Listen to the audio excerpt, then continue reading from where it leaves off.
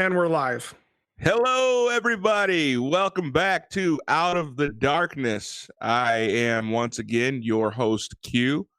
It's exciting to see you guys here and to have you guys joining us. It seems like it's been far too long. Good to see you, buddies. I know, Tim, we missed you last week, but you've been a busy dude. And Soder, always good to see you over there as well, my man. Hey, buddy. In the jungle. So welcome to this first stream of November. It's hard to believe that it is November already. So that's super exciting. We are just about to the end of the year. So our first year of Out of the Darkness is almost behind us. That's crazy to think about, guys. And on Tuesday, we'll be 1 year away from the 2020 elections. I don't even want to think about that right now. Holy smokes.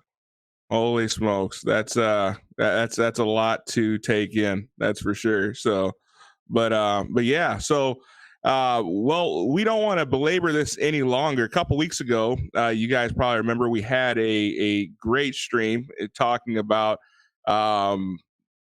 individual liberties and my individual liberty, to choose which substances I put in my body and don't put in my body, to which our resident boomer, Tim, was very much opposed, being the establishment government personnel that he is, and a boomer, by the way.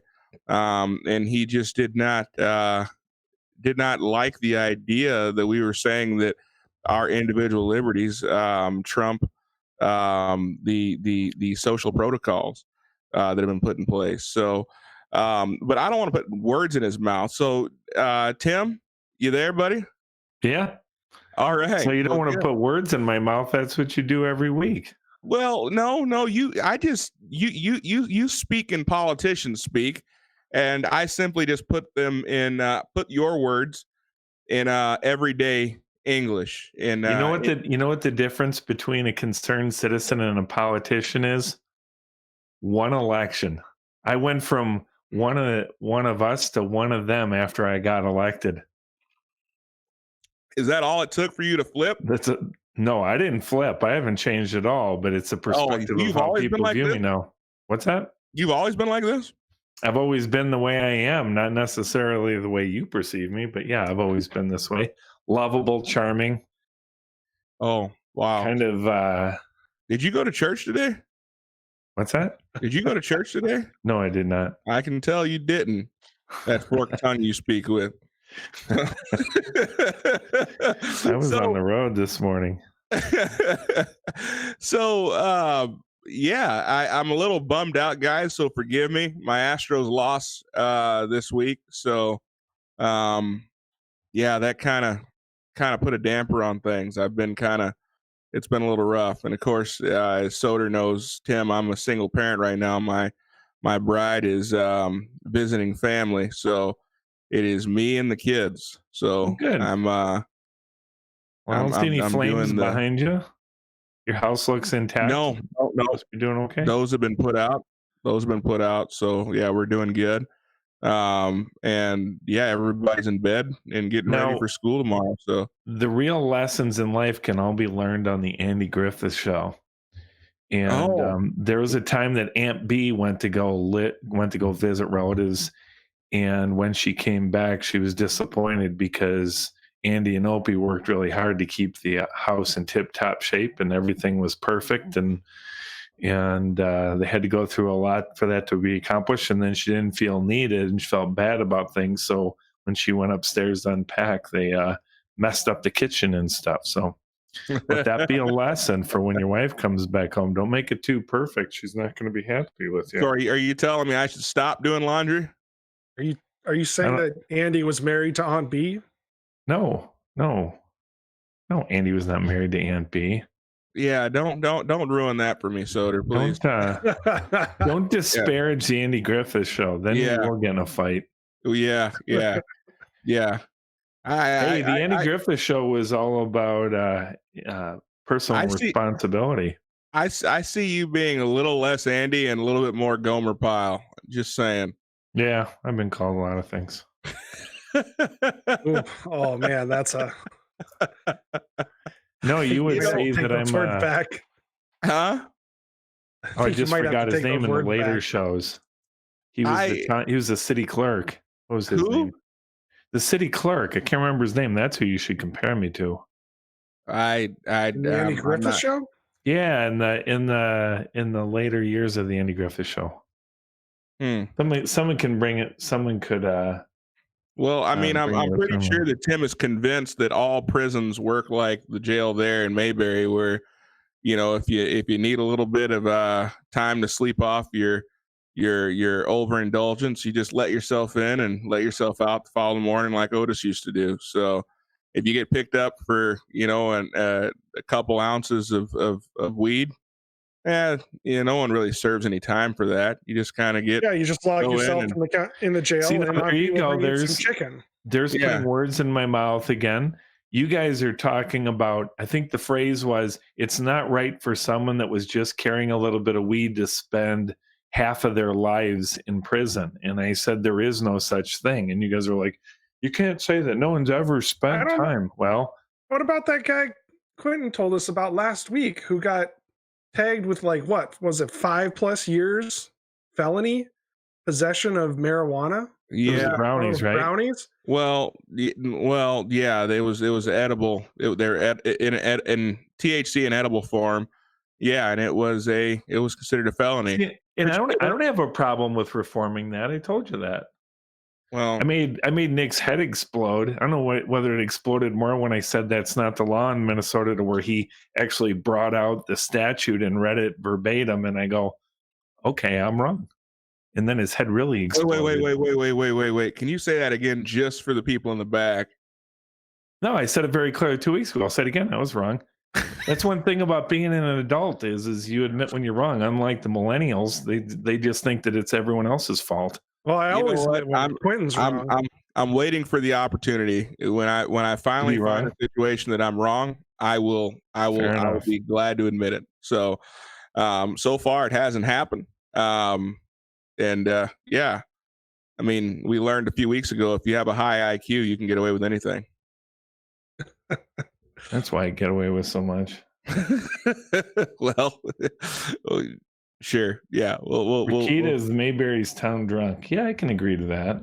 Man, he's not even here to defend himself. That's what BLT said. It wasn't me. Yeah, but he's not here to defend himself, though. That's not fair. Then let's talk about him the whole time. Well, no, actually, let's get into this subject, because I believe that all governments unchecked will lead to a form of tyranny and a form of communism. And we agree. That's the ultimate goal of government. Of government, to right? control. No, absolutely, I agree 100%. Control, and left unchecked, it'll always end up in the same place, right? Agree. So, and the great American experiment is can we check government? Well, that's the question, and it's going to always be asked until there is no more United States of America. That's going to be questioned. Benjamin Franklin said it best. They said, "What kind of government have you given us?" And the famous words were what? A republic, if you can keep it. If you can keep it. So, yep. And so that's all we're trying to do. We're just trying to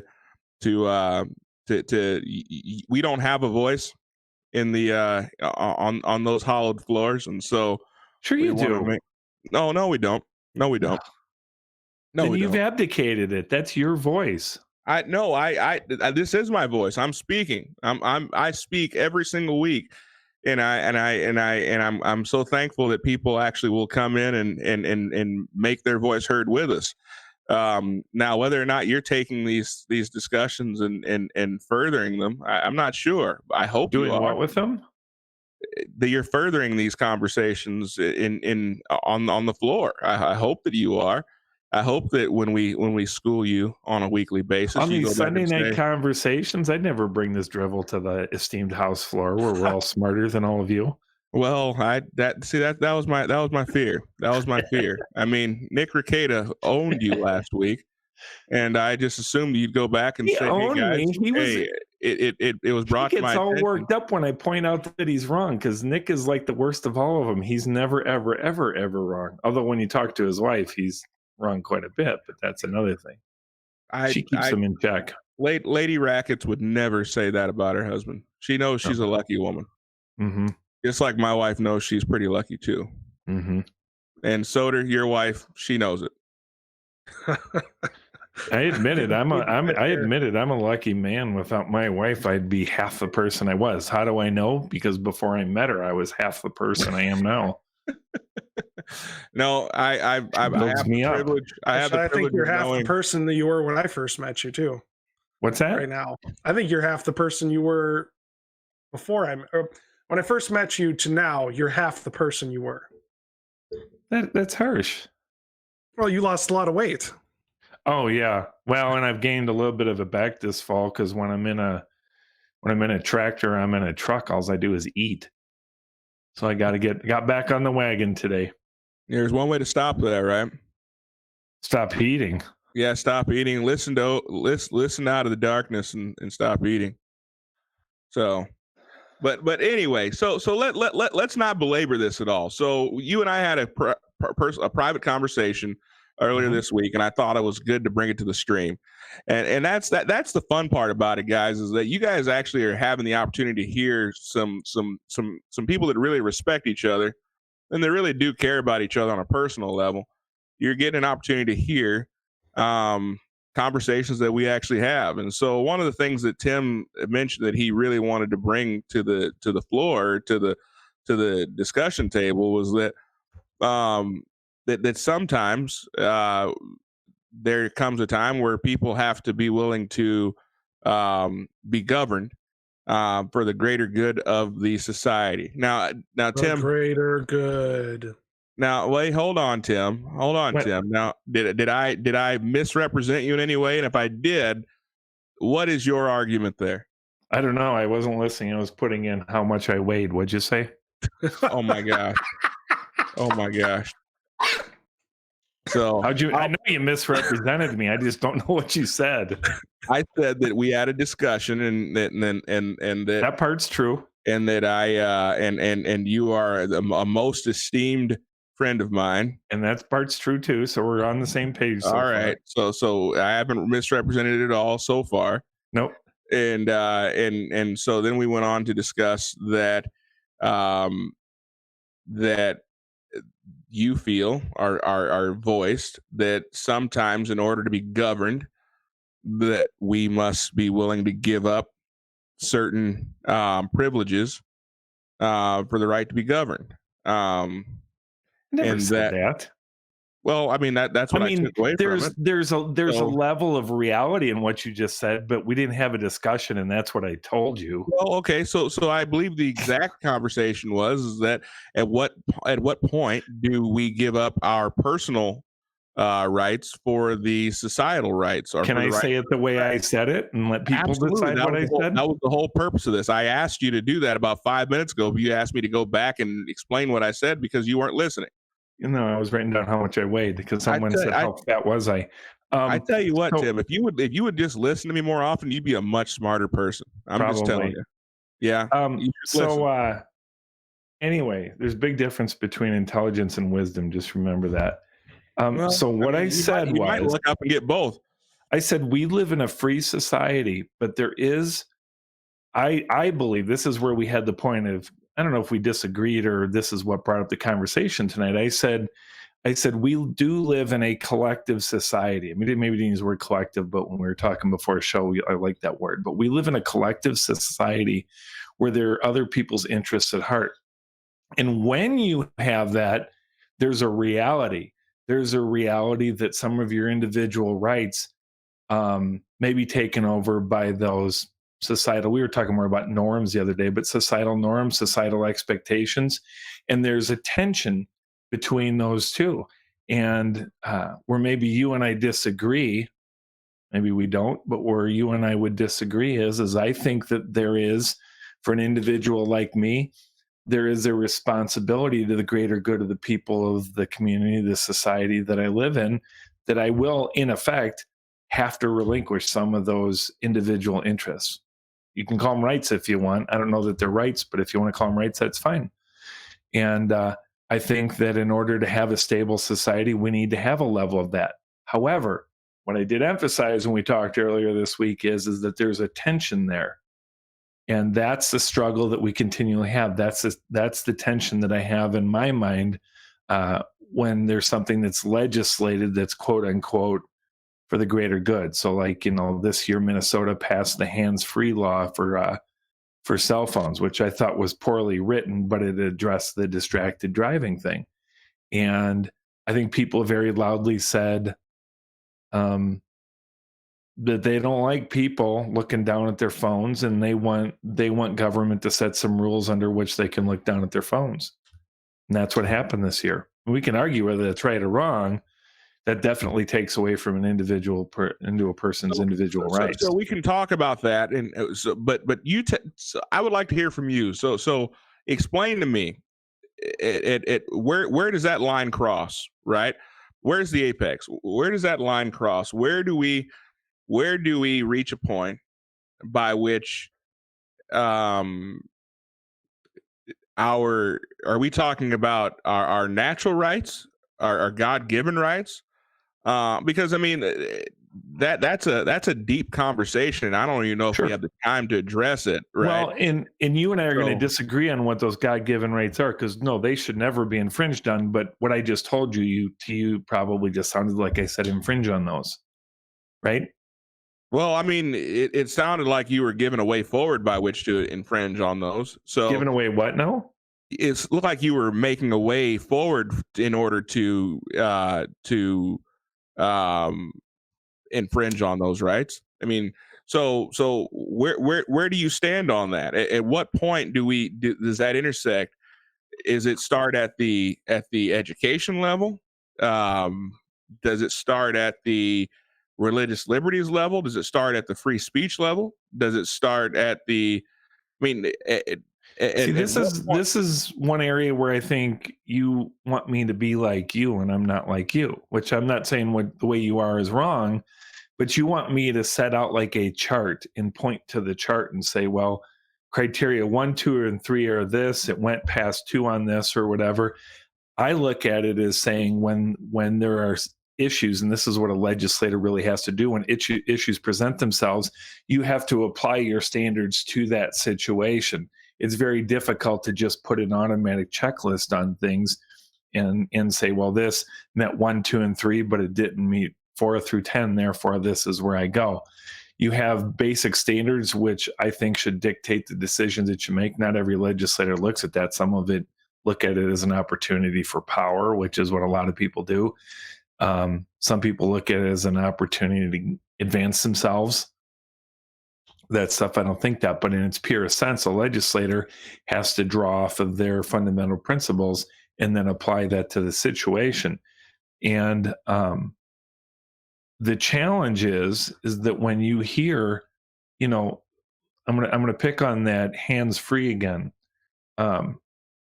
It's, if you really want to see where it sounds confusing is I didn't agree with the final hands-free bill, and yet I still voted for it. So what is that? What is that? To you, that probably says I'm a hypocrite. I get that, but that's not the case. No. I'm not here to take cheap shots. I mean, that's not a cheap shot. That's a fair statement. I understand that I do take cheap shots only in jest. Well, mostly in jest. Sometimes I do, but let's go to that point, because I think that it is within the rights of the individual, right, to look at their phone or respond to their phone. I personally try to keep that type of thing to a minimum. And to be honest, I made a decision a long time ago. If I don't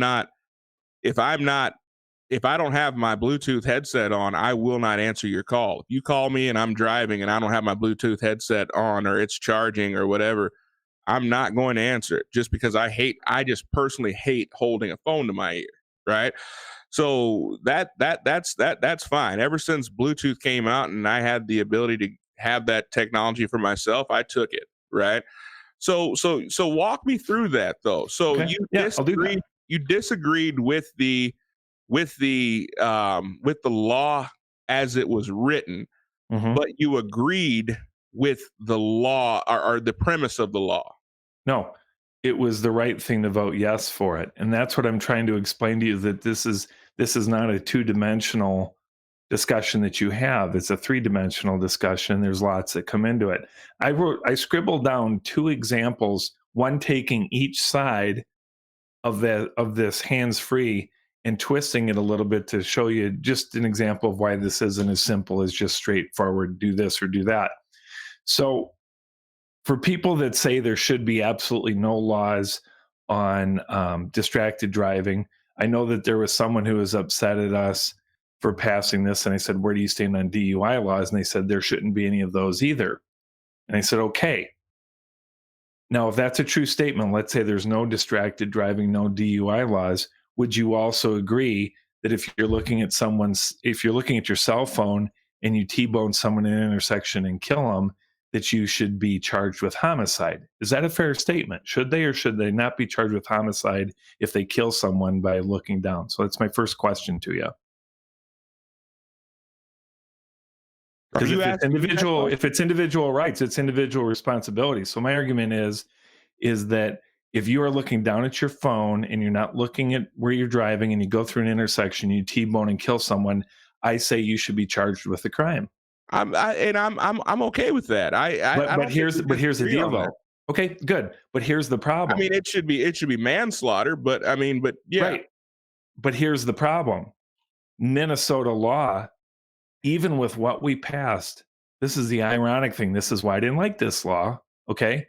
Right now, with this law, if you are looking down at your phone, you go through an intersection, T-bone someone and kill them, the most that you can be charged with is, I think it's reckless driving. They have another term for them, but basically something equivalent to, you were grabbing your cup of coffee. What's that? Like reckless endangerment.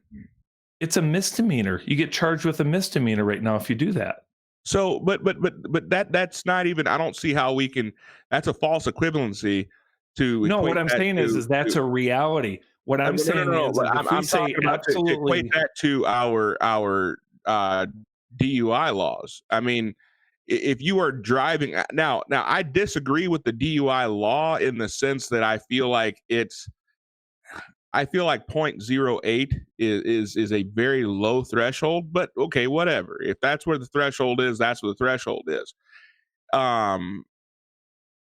If you are going to say this is the rule that you cannot drive after you've had this many drinks or after your blood alcohol level has reached this level, that's a foregone conclusion.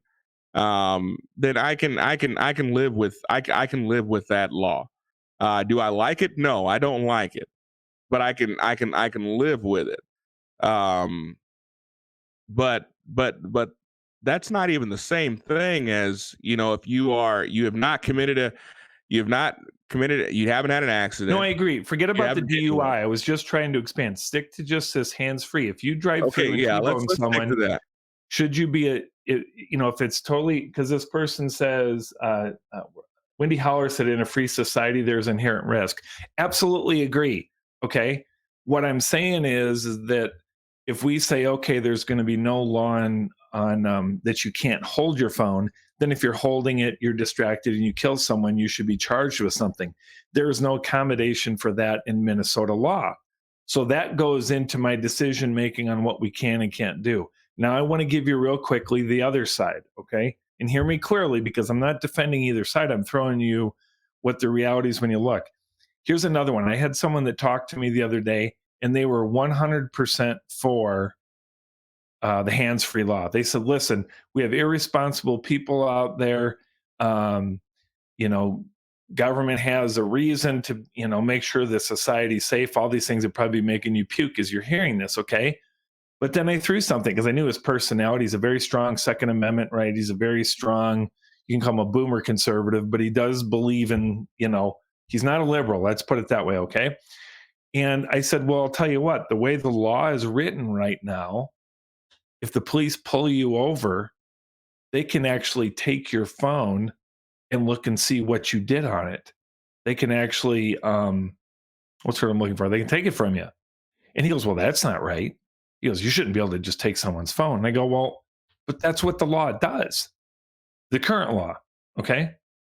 So the reason why I gave two sides of what I hope you understand are kind of the same coin is that when you're legislating things, you're not talking about the pure and the theoretical. You're talking about real world things. And one of the difficult things with any sort of distracted driving law is that no matter what you do, you're right. You're controlling something in some way. Okay.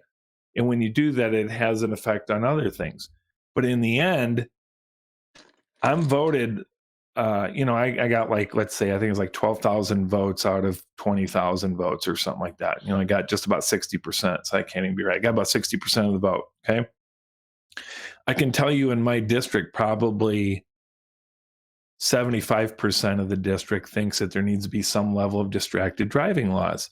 Well, I answer to my voter. I can't just go against them just because it infringes on someone's rights. They've come to me and said, we elected you. So I'm not saying therefore you buckle, because there's times where you have to hold against the voter themselves too. Okay, but that's my point is that, and I hope I'm making sense, maybe I'm not. I'm making sense that when you legislate these things and what you produce into law has to take more into consideration than just what's drawn up on paper. There's lots of different facets to these things. If you're a very serious legislator, you need to take into consideration. Okay, so I'm hearing you on this. So, but you say you didn't agree with the law as it stood. So how do you feel if you could have written the law? Mm-hmm. How would you have written the law? So I would have leaned much more heavily on what we're talking about now. You can have your freedoms, but you're going to carry a heavy responsibility if you blow it, right? So where we think that there's a more effective, because the problem with the distracted driving laws is they drag you into the weeds badly. Trust me, the devil is always in the details. So I'm trying to keep it very basic, because we could argue every point all night. But fundamentally, what I would have liked to have seen is a heavy consequence to bad behavior. Not like you're saying, what you're intimating even with DUIs is we're trying to keep people from bad behavior. That's where the law levels at. I agree with you. You can have your cell phone, you can do your stuff, but if you make a mistake, you're going to pay a heavy penalty. Not everything is a death and an accident, but if you get in an accident and you were distracted driving, I expect your insurance points to skyrocket, right? You're going to pay through the nose for insurance. Why? Because why should I pay an insurance rate similar to yours if you're driving like an idiot, right? But so I'm required by law to have that insurance by the state. Correct? What's that now? But I'm required by law to have that insurance by the state. Yeah, that's a scam by insurance lobbyists. They got that put in so they have guaranteed business. That's all that was. So you're in the insurance business. You know that. So we're going to turn him into a libertarian by the time it's no, you're not turning me into. You guys always assume. I believe that you are a good man, Tim, and I believe that as you guys throw out there that like I'm a big government. Well, you are liberal, and I'm not. You are. You just need to embrace it and change your ways. That's all. So, I mean, there's no shame in it. I will tell you, still love you. For people around me, one of the most frustrating things that they find is they like what I say, they like what I do until the point that I disagree with them, and then they want to change me, and then they're all shocked to heck when they can't change me. Well, it's not easy to change me. I think reasonability will change you at some point. I told you this almost a year ago. Because the libertarian is purely reasonable. Oh, it's consistent, at least. And I explained to you that the only possible way for you to be consistent in your worldview is you're going to have to become a libertarian at some point or another. So, what did I tell in response to that? I don't remember, because it was hogwash. I have no intention of being consistent. Why do I have to be consistent for your sake? Why is there like a higher order on consistency? Hey, look, I'm asking you to be consistent for your sake, not for my sake. I just want the best. I want you to be the best version of you that you can be, Tim. That's the best version that I can be is ever evolving. If I'm consistent, then I'm never changing, and therefore I'm probably wrong half the time. No, I mean, it's okay to change. It's okay to change. No, you got to be. Nope. You got to be libertarian. You always have to be well, I mean, consistent. I'm just saying that the only way for you to be consistent is to be libertarian, right?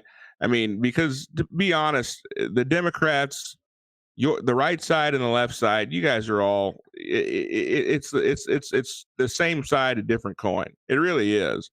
So the Democrats voted for the because that wasn't that bill had bipartisan support, did it not? I mean, if we go back to talking about the hands-free bill, the Democrats were looking for to get more uh,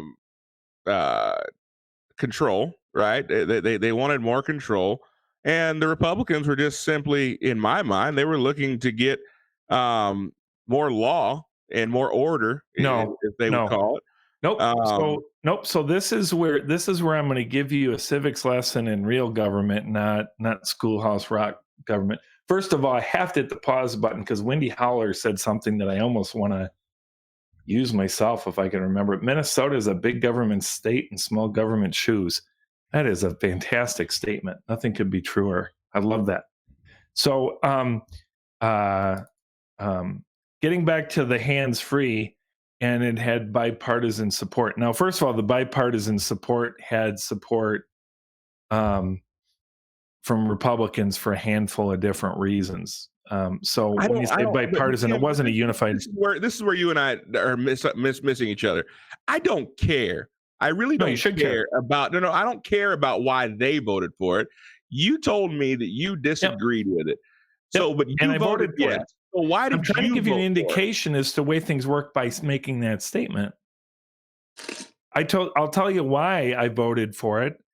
And I've said this before, but I'll say it again. But first of all, and I will answer that. But first of all, the Democrats, because they're in the majority, one thing that people should be maybe very disappointed in, but the majority has all the power, not most of the power. They have all of the power. There's only on rare occasions where the minority might have a little bit of sway, like in the bonding bill. But so pretty much made you vote for it. No, you're not hearing me. I had no say in the formation of the bill. That's what I'm saying. Okay, but you had a say. So my choice to a complex decision then becomes binary. It becomes a yes vote or a no vote, right? So, and if you will look on my voting record, which is public, the first time it comes to the House floor, it comes off of the House and it goes to the Senate. They mess with it, and then there's a conference committee, and it comes back as the final vote. Okay, so the vote that went off the House floor wasn't too different from what it was when it came back. There's a couple significant things. It wasn't too different. I voted no for it. Okay, I voted no because, as I said, this bill wasn't good enough. So why did I vote yes when it came back? Probably because I'm a squishy big government person, right? I don't pass judgment, Tim. I'm just trying to help you. Here's the deal, okay? Here's what you're looking, and I'm not saying you have to agree with this. I'm just telling you this is the sort of decision you have to make. If you are going to be a well-thinking legislator, you can't just hammer down a vote, which some people do, by the way. And I think it's a mistake, okay? Because I think I have a responsibility to the people back in my district higher than myself sometimes, okay? Actually, it should always be higher than myself, but there are times where my principles will go higher than what the people back in the district are. That's a tension there that we've talked about in the past too, okay?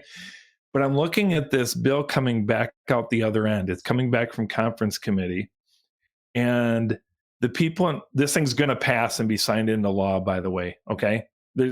Voting no doesn't do anything. Voting yes doesn't do anything to change any of this at the point. By the time it comes back from conference committee, whether you like it or not, that's the work that's there. And I voted no on many of those conference committee reports, even against my own party, even against people that are similar minded to me, whatever. But there are times where I voted yes when they voted no. Okay. Because here's what happens. This thing comes back, and the one thing that I know for sure in the state of Minnesota is that there's two things. There's the principle of, like you said, individual freedoms, and here's the tension that I talk about. And then there's the tension of people that come to me, look me in the eyes, and they say, my son's dead because someone ran into them while looking at their phone. Please do something. And at that moment, I was going to make somebody upset with no matter what decision I made. And I said, you know what? I'm going to vote for the person whose son that just died. You can say I compromised on my principles. I don't think I did. I think those are my principles right there. I'm going to care about the person first. There you go. So you voted because you had a guilty conscience? No, that's not guilt. That's compassion. That's empathy. If you cannot be compassionate and empathetic, then you should not be an elected person. I'm not trying to be an elected person, but I know, but that's what I'm saying. We got to back up, though. We have to back up. So you decide to strip and I'm not trying to sound like a heartless person at all, but no matter what you do, no matter how you vote, it is not going to bring their child back. It's just not going to happen. And speaking as a person who's lost a child, I understand the pain that people go through losing a child. So I will never, ever, ever take that away from anyone. That is the worst feeling in the whole wide world, and I would never wish it on anyone. And I do believe that and anyway, I'm not going to get into the circumstance surrounding me losing my child. But let me back up a little bit. So I'm not going to ever take that away from someone, but you don't strip liberties away from others in order to make someone feel better about. It isn't about making them feel better. If you talk about vote on it, it wasn't going to change anything. It wasn't going to change the fact that their child passed away. You know what? This hands-free law doesn't change anything either. I understand that. So why vote on it, though? I guess that's what I mean. And I know you to be a very principled person. I'm not arguing that in the least. I know you're a very principled person, and that's the reason why we have you on this show, because I feel like you're somewhat of a bridge between that world that I hate and the country that I love. I do believe that you are the bridge that you are the bridge between those two, right? And I understand that government is a necessary evil, so I get all that. But when I continue to give up my liberties, when I continue to have my liberty, and I'm actually, let me back up. I'm not giving them up. When I continue to have my liberties stripped away from me so that someone else can feel good for even a moment about their child dying and feeling as though their child died for some type of a righteous cause. Nope, then you don't understand anything that I just said. If that's what you think that I mean, I really don't. I guess I don't, because it sounded as though you were trying to vote in order to appease them because they lost their child. Nope. And your empathy got the better of you. That's what it sounds like. No. Why do you put such low value in empathy? That's amazing to me. I don't. But no, you said I gave up my entire life just so that someone could feel a little bit better. Empathy is the greatest. Empathy is the greatest character trait that you can have in this world. That is the greatest one. Now, empathy doesn't always mean giving people what they want, because empathy means that you care about a person and you hope for what's best for them. You can't always do what's best, but you can't bring the child back. But empathizing with people at a root level and saying that that's how I voted my conscience isn't compromising my conscience. It's not compromising principles. Those are my principles. I will do something for the greater good of my neighbor long before I'll ever do something for myself. That's a trait more people in the United States need to have. That's the problem we have in our society. That's the weakness. Not saying it's wrong, but that's the weakness in individual freedoms. Because if I want my individual freedoms and you infringe on them and I get to have my individual freedoms, I kill you. Because that would mean that that's better for me. I think that's going to the opposite end of the spectrum. I'm not arguing with the idea of having empathy at all, but in that situation, someone is going to pay. In this particular situation, in voting in all fairness, let's be honest. Whether you voted yes or no, it was going to pass. It wasn't as though your vote was the vote that was holding it up, right? So it was going to pass whether you voted yes or whether you voted no. but there will come a day where your vote might be the vote that decides it. It was, and by the way, that was on Real ID. You know how I voted? My vote decided it. It's what held it up for 3 months because my vote was no, and I was the swing vote. Okay, so well, there I went with principles, right? And then there you went with principles. What's that? And we'll get into talking about the reason behind that, but I want to get to this. I want to stay with this one for a while, because I think this is probably, because I think everyone would say, I mean, we all know people who have passed away or died because of distracted driver. I mean, I don't think anyone that has been around for any amount of time would say that they've never known anyone who's ever died or been injured because of distracted driver or what they suspect to be a distracted driver. So we've all been affected, and empathy is definitely part of who I am. But at the same time, I believe that empathy does have a place in legislation,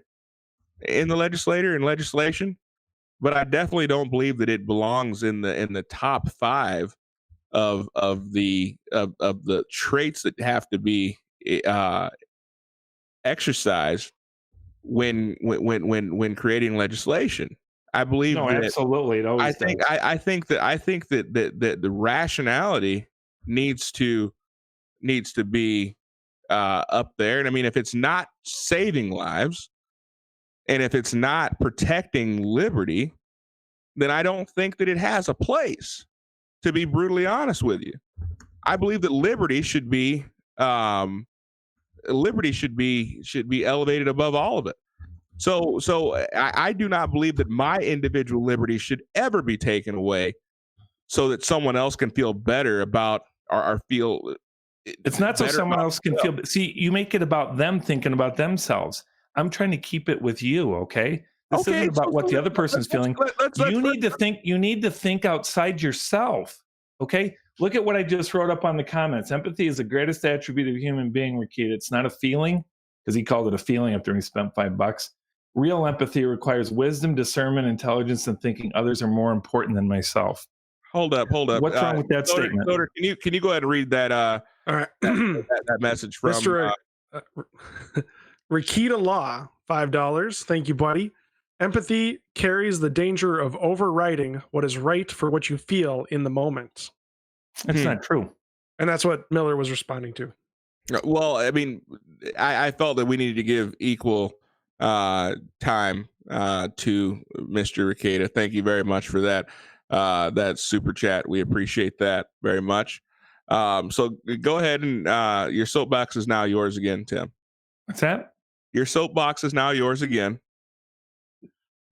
I don't have any problem with you guys thinking I'm wrong, but I'm not going to back away from it. Love your neighbor as yourself. No greater love than this than that he lays his life down for his brother. I love is great. Empathy is great. That's fine. But at the point that you are taking away the liberties of one in order to appease the other, where does it stop, though? Well, it does stop. So this is. We never actually brought up that was the purpose of this discussion. The purpose. That's right. That was the original statement that we never really stated.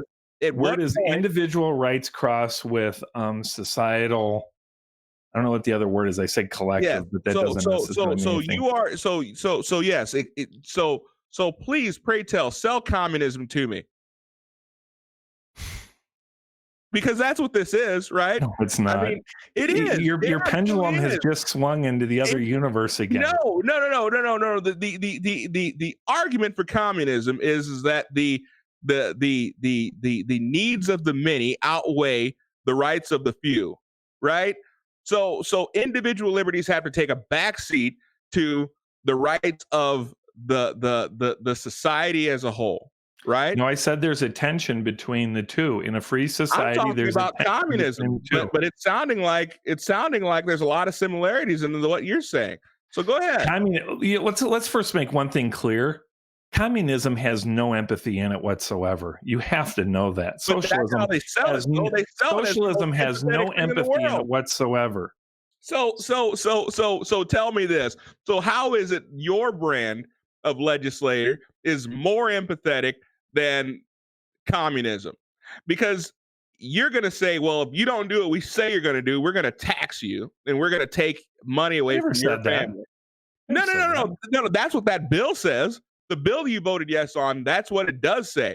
There's no tax in the hands-free bill. There is a fine. Call it whatever you want to. It's a fine. Yeah, that's another thing that's pathetic. The current fine for texting, which by the way, under the law that I passed, you can now text now. So you have greater freedoms out of the hands-free bill, just so you know. You can now, before the law, you couldn't text. Now in Minnesota, you can text and drive. So I gave you more freedom. You should be happy with that. Okay.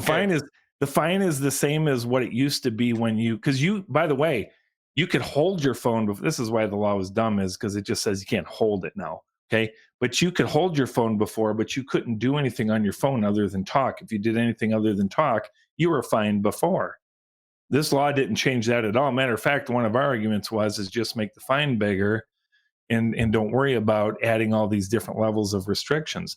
The fine is still like $50 the first offense, and I think it's $150 the second and $250 the third, something like that. So it's like a nothing burger. A nothing burger. Do you know what $50 means to some families? Then don't text. Don't text or don't hold your phone up to your ear. Actually, you can text now. That's the thing, is you can text now. Well, thank you for your benevolence. We appreciate you giving us the right. By the way, I also use the phone. You always. And I tell you what, whenever I get my bill from Verizon, I write these laws. Whenever I get my bill from Verizon, half of my bill is taxes. So not only tax me for the purpose of using my bill. So is your electric bill, thanks to those damn solar panels out here. Yeah. Not only do you give me the young right people to use wanting those phone, stupid clean energy me for things. using it at the wrong time. Wow. Thank you for your benevolence. You're welcome.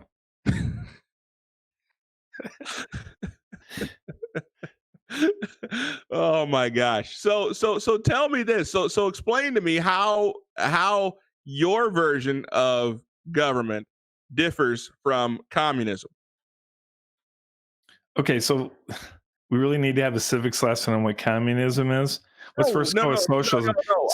Socialism takes from everyone and puts it in the pile, and everyone puts in everything they got, and everyone 1 through 10, and everyone gets back 5. Communism is the same thing, only there's a presumed elite that dictates what everyone else gets. Okay. Socialism and communism prey on emotional people. It preys on the people who just want equality. All government. They want equality. They want everyone to be equal. They want communism does not want communism. Here's the thing you're missing. Communism doesn't want people to be equal. There's people that want power, and they say you all need to be equal so that they can gain power. Okay, so I agree with your statement earlier, 100%, that government always tends towards what's the word? Government always tends towards what's the word? Tyranny. Government always tends towards. I agree with you 100% with that. Okay. So give us our civics lesson on what. But you're saying that because all government tends towards tyranny, therefore there should be zero government. That's why my argument is that a true libertarian, if you want to talk about always being consistent, a true libertarian believes in no government, which is anarchy. Wait. So first off, anarchy is not a terrible thing. First off, no, it's a terrible thing. It's really not. No, it is. Secondly, we're not going to go down that rabbit hole here. That stupid movie. What was the name of that stupid movie where one day out of the year you could commit any crime you wanted? Now they have a TV show based off of it. The Purge. The Purge. The Purge is a every week we have to talk about Purge. You must really love that. I haven't talked about that like in 6 weeks. That's because the Purge brings up this question of libertarianism. I think ironically the Purge shows that libertarianism doesn't work in its pure state. But yeah, Gandhi was an anarchist, by the way. Martin Luther King was an anarchist. They don't seem like terrible Martin people. Luther King was not an anarchist. He was an anarchist. He was an anarchist. He was a Martin Luther was a little bit more of an anarchist from the Catholic Church, but Well, okay. But I see you dodging this question. What am I dodging? You want me to define communism? I just did. No, I want you to give Communism me is a form of socialism in which everything is I equal, want but you there's to an tell elite me that the governs difference over it, between your version of government right? and communism. Because you are continually assuming that every time I open my mouth and say anything other than whatever I want to damn well do as far as it's me concerned, if I don't say that's 100% correct, then you swing me all the way over to communism. It's a very broad brush, blunt hammer, simplistic. What other words do you want me to say? Okay. It's just if you have on one end of the spectrum, you have pure libertarianism, and on the other end you have, which I think is socialism on the other end, but we'll say communism. Well, no, I'd include communism would be the opposite, because then there's a presumed elite government that rules over all this. So libertarianism on one side, communism on the other. If you don't, it's binary. If you don't say you're purist libertarian, then my God, you must be a communist. That just doesn't make any sense to me whatsoever. My brand of what I view the role of government is in that grand spectrum there is a mere couple degrees to the left of you. When I put moderate Republicans like many degrees to the left of you, I'm like a couple degrees, but because I'm not where you're standing in your pure, the only consistent government is Libertarianism. Because I don't agree that your brand of libertarian is going to be fruitful for society, then suddenly I'm a communist. Well, it's just silly. I did not call you a communist. Hey, Soder. Yeah. At any point did I call him a communist? I think it was implied. Okay. and it was implied, but and by the way, another assumption of communism, is that I get appointed in my position. I don't get elected. Now, technically, in the Soviet Union, they had elections, but it wasn't really an election. It was just figurative. It was for the world to make it look like there were votes. Okay, I could lose my office next year because the people vote me out of office. There's nothing. The only thing that puts me into office is that I have 50% plus one voting for me instead of the other person, or two or three other people. That's the only thing that's between me and not being in office anymore. Okay, so that's a big difference from communism. Okay, I stand. If you want to make me as opposed to the communists of the world, I stand totally believing that people have God-given individual rights. But where I differ from you on is that I think we kind of accidentally stumbled on something where, and Nick said this too, that individual freedom way supplants empathy of others. And I that's, if I say that wrong, you can restate it, but I will emphatically say that I put the empathy of others way above my individual freedoms. Now, as a state legislator, I can't place all of that onto the decisions I make, because there's people like you that say, you know what, my individual freedoms are more important. So we take that seriously into consideration. But for me saying that I take into consideration those interests of others when I'm in office, that's responsible. That's not irresponsible of me just because it sounds like I'm wandering off some sort of principles. Principles of the United States are life, liberty, and the pursuit of happiness. Okay, they're stated in the Bill of Rights, where the Bill of Rights dictate what government cannot touch, even though and I agree with you, they're infringed on and they're challenged all the time. Okay, but those are the things that dictate what we do. We're subject to all of those things. So to say that because I don't believe that libertarianism is the way that you stated is 100% perfect, and I don't show allegiance to it, therefore I'm a big government socialist approaching communist, call me if you want. I just don't agree with you. I did not call you communist, Tim. Definitely okay, did not fine. do that. You have called me big government before, though. Oh, I do believe you're big government. Yes, I ran for office against big government. That's why I said the difference between being one of them and one of us is one election. Bigger government. There's big and there's bigger, but you're still for big government. I mean, you're still okay with people coming in and raiding my home because they think that I have a plant growing in my basement that is against the state's rules. So I don't think I've ever said someone can raid your house. Have I ever said that? you support the law, don't you? I support if there's You support if there's if the government if there's says if the government says that, reasonable rules under search, yeah, they can search your house. You know, I'd yeah. like to So, think. so Now, has if government someone abused that in recent years? Yeah, if I someone think so. calls if someone calls and says, hey, I have reason to believe that there's a spike in electricity being used over at this guy's place, I believe that I'm pretty certain that he's growing plants in his basement. You need to go over and get it checked out. They have then the right and responsibility to raid my home and No, search my basement. they have to go to a judge first. Oh yeah, I understand that. But Who once makes a they get little that of that? approval, That's a huge deal. Where else in the world do you get that? Well, there's a couple places you get to have a judge listen first. Most other countries, they just go in and raid. but You make it sound like these. You make this. You have such a hatred for government that you think that like judges are just sitting so there you're waiting telling to me give I search should warrants. so I should be thankful. I should be thankful that I live in a country that a judge gives them permission to come and raid my home and check my plants to And how ensure does that I am not and what does the growing judge? What does the I am judge not do? growing a plant, a plant, a plant, by the way. What Not does the because I judge have a do? love for horticulture. No, that I'm not growing a plant that has been deemed dangerous and unfit by our government. That is what I'm talking about, Tim. That is the big government bullcrap that I'm talking about. So, but that's We're not where it gonna ends. have no show in 2 years from now when marijuana is legal No, in no, no, Minnesota. no, We're gonna no, have no, no no, no. show. See that you can't reduce me.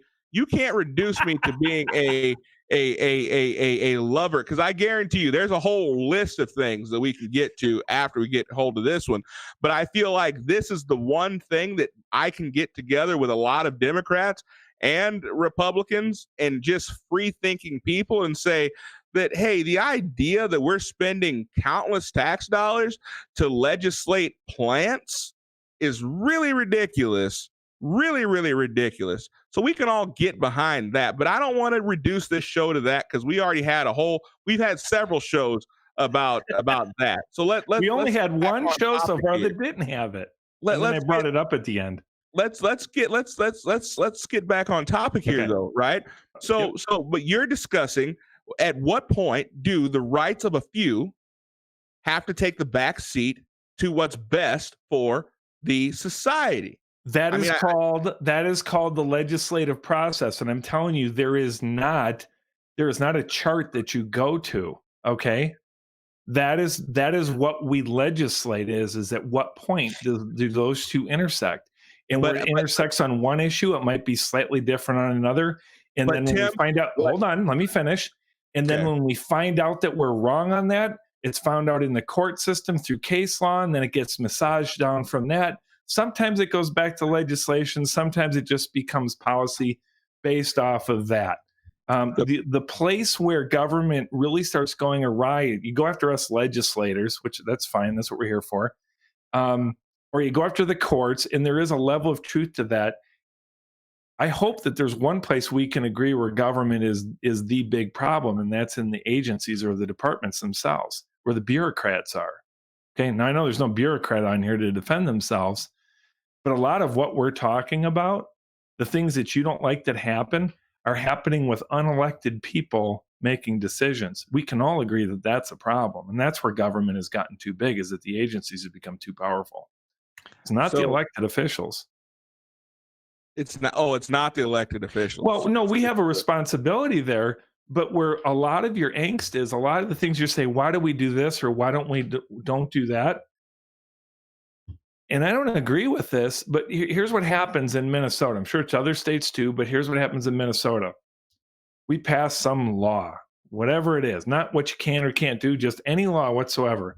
It ends up being associated with some Department of Human Services, Department of Public Safety, Department of Transportation, whatever the case may be.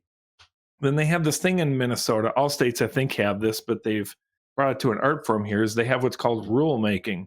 Now, what rulemaking is supposed to be is, in its purest sense, is here's what the legislature does. Well, we have to actually do our job from day to day with this new law. Here's the rules by which we operate under so that we can execute on the legislative laws.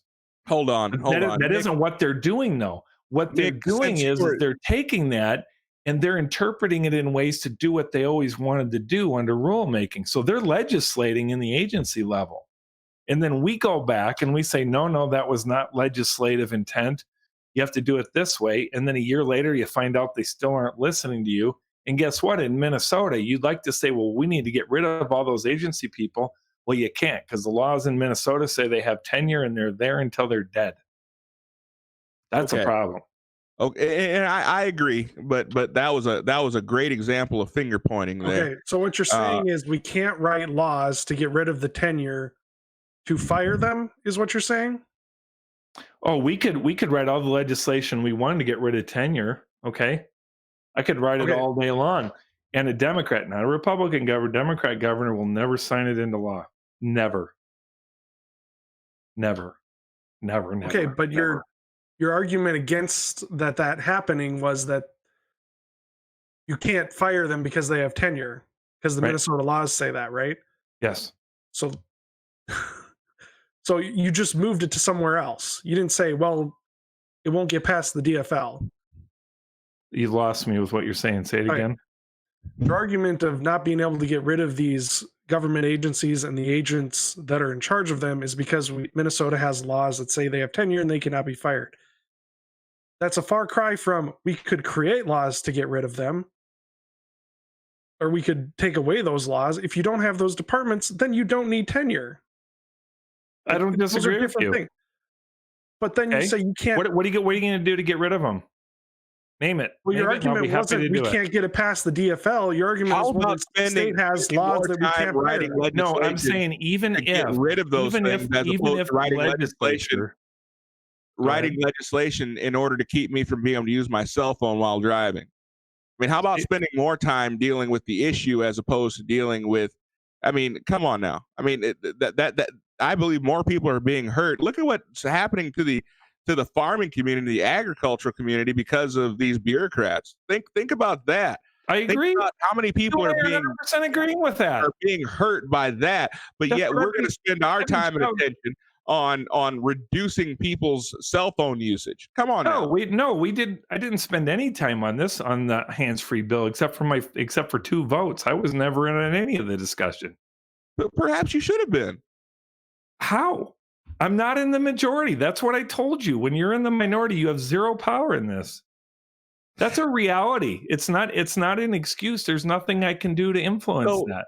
So let's back up a tad bit. Let's get into talk about the more. By the way, I speak up for the farmers and the regulations against them on almost a daily basis, even in St. Paul.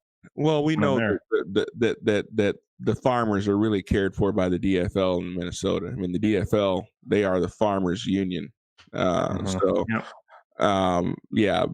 and I say that actually most farmers now are Republican. They might not say it out loud, but that's why in districts like mine, the Republicans are kicking tail because they don't follow the Democrats anymore. It seems like the farmers are more Trumpians than they are Republicans. But no. Let's back up a little bit. So let's talk about New York. And Nick, if you want to join in on this, you and I had this conversation. Tim learns what it's like to be a minority. The struggle is real, ain't it, Tim? Nope. It's just a different set of rules. The struggle. It's always a different set of rules for minorities. That's. I've been trying to say that for years. So, yeah, we have no voice whatsoever. Are you saying that I can now I can affectionately say it? I know what it's like to be a black man. Is that what you're saying? Oh, you might not want to say that too terribly loud. You're in a safe space right now. I know. That's why I said that. I even thought twice before I said it, and I still said it. I wouldn't scream that from your podium. I posed it as a question.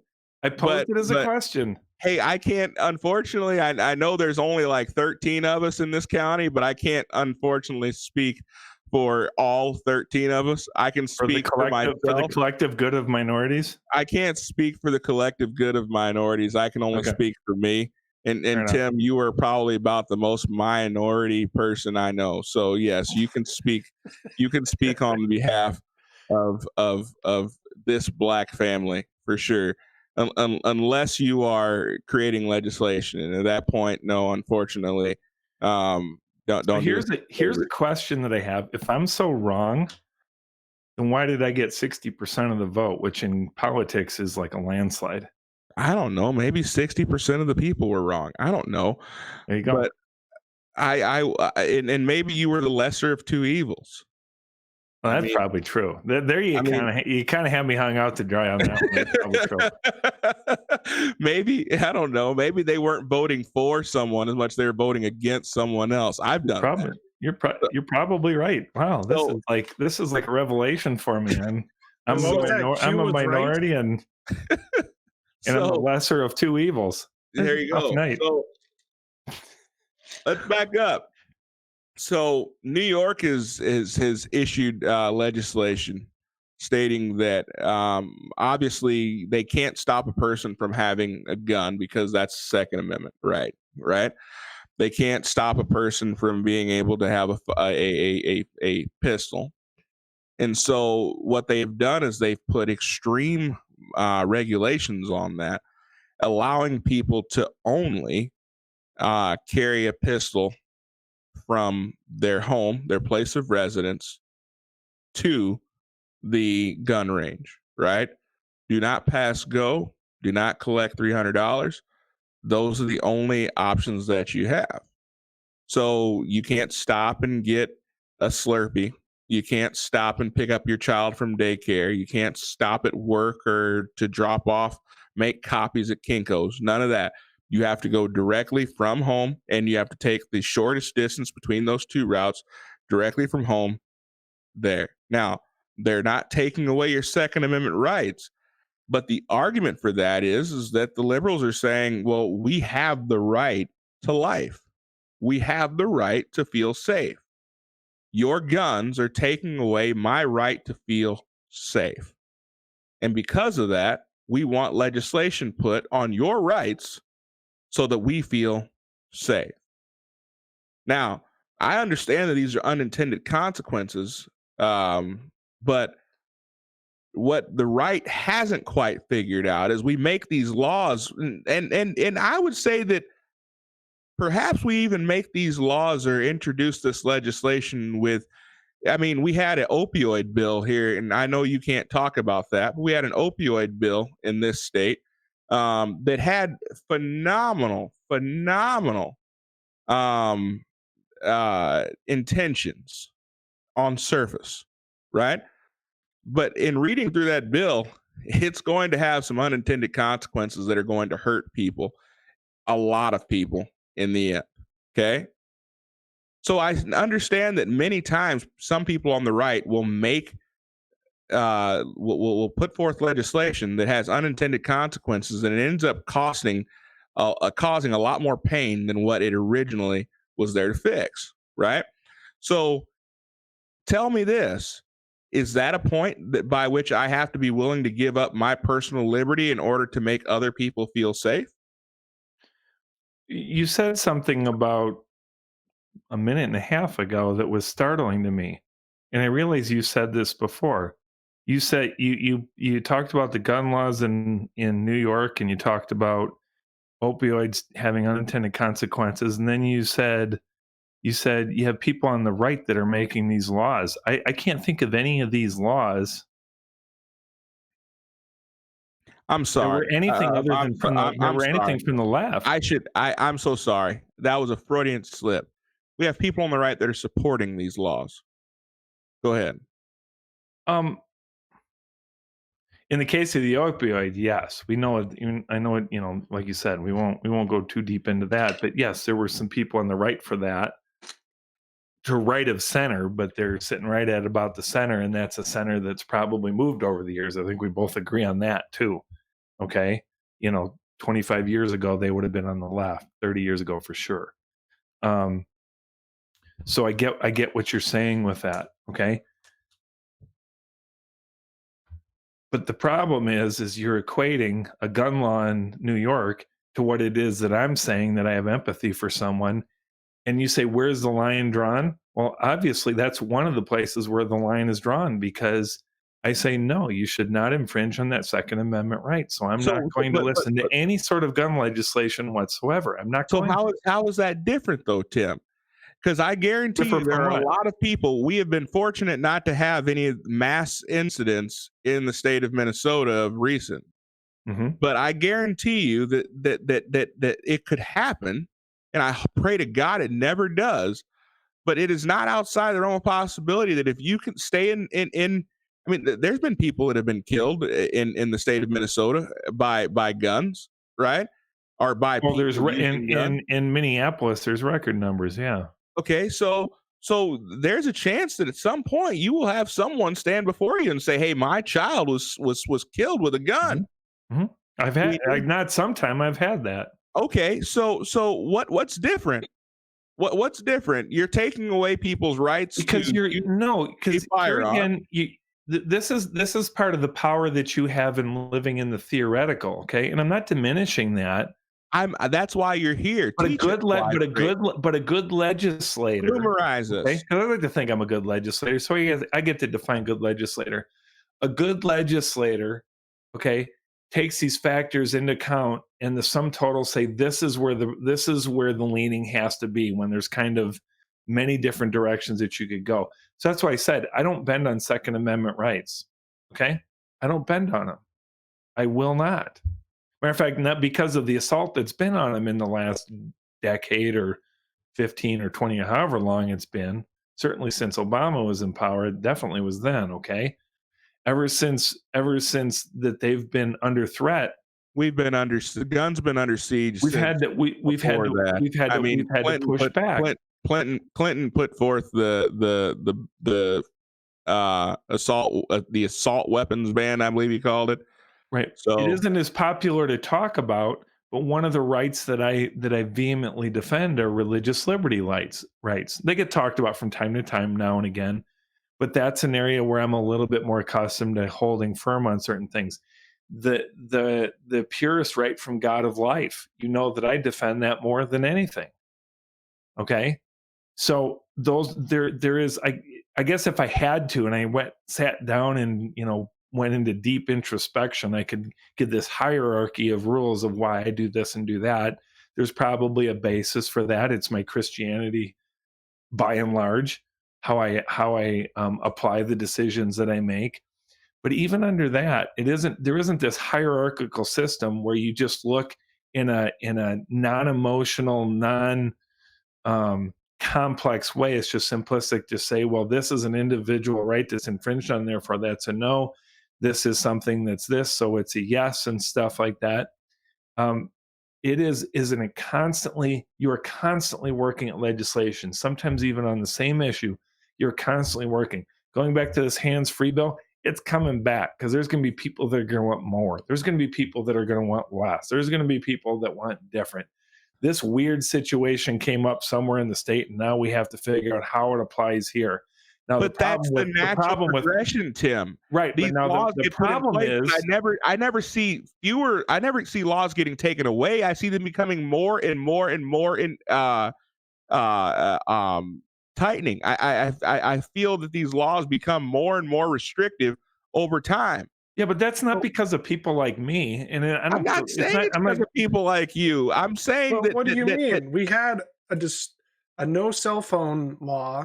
You couldn't text while you drove, which was modified to you can't hold it, and you voted for it. Mm-hmm. So you just said you don't do those things, and then you just did that. You got me there. You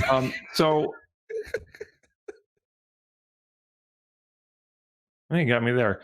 But anyway, the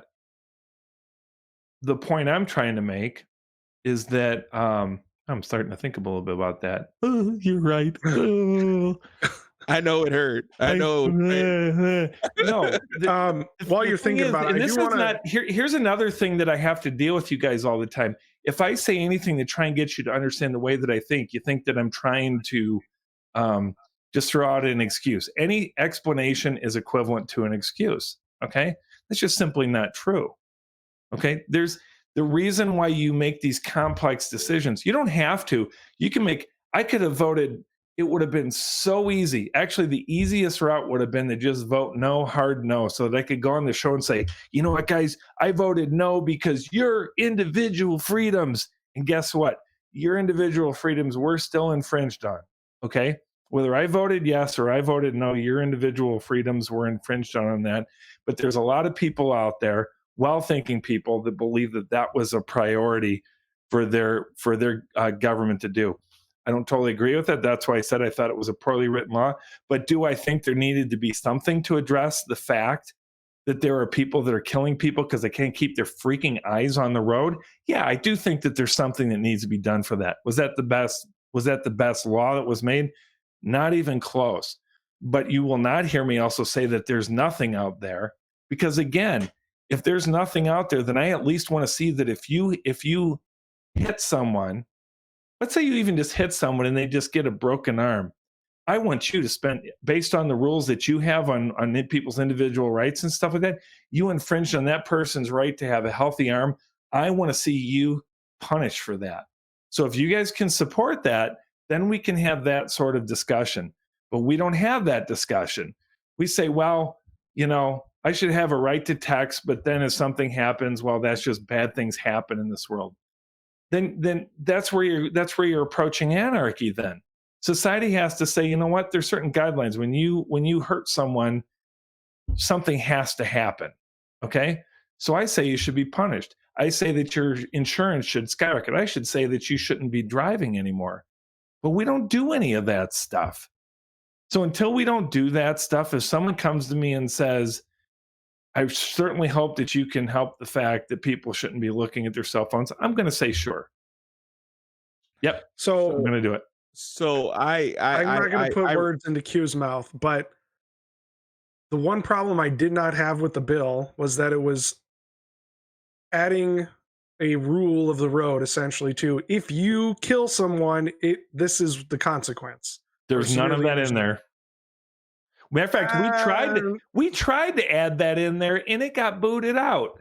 Okay, then I must have read that in one of the. It was a liberal Democrat who brought to the table that if someone kills someone, that they should have vehicular homicide or something like that. I forget what degree it was, and it got thrown out.